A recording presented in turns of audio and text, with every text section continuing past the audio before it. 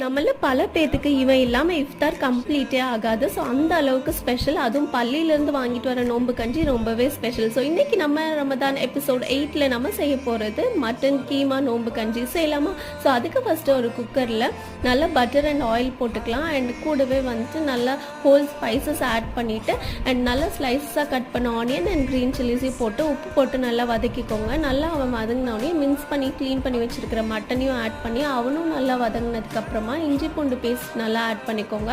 அவனோட பச்சை வாசனை போனதுக்கப்புறமா இப்போ வந்து ஒரு டொமேட்டோ நான் ஆட் பண்ணிக்கிறேன். கூடவே நல்ல மல்லி இலை அண்ட் தாராளமாக புதினாவும் ஆட் பண்ணிவிட்டு நல்லா வதங்கினோடனே கொஞ்சமாக ஹோல் ஸ்பைசஸ் மசாலா, கொஞ்சம் சில்லி பொடி, மஞ்சள் பொடி ஆட் பண்ணிக்கோங்க. இப்போ நம்ம தலைவனுங்களை உள்ளே போட்டு 1 கப்புக்கு 3 கப் தண்ணி விட்டு நல்லா 2 to 3 விசில்ஸ் வந்தோடனே மறுபடியும் கொஞ்சம் தேங்காய் பாலையும் ஊற்றி ஒரு கொதி விட்டு இறக்குனா பள்ளி ஸ்டைலில் தலைவர் ரெடி. கண்டிப்பாக ட்ரை பண்ணி பாருங்க. Until I meet you again. Tata bye.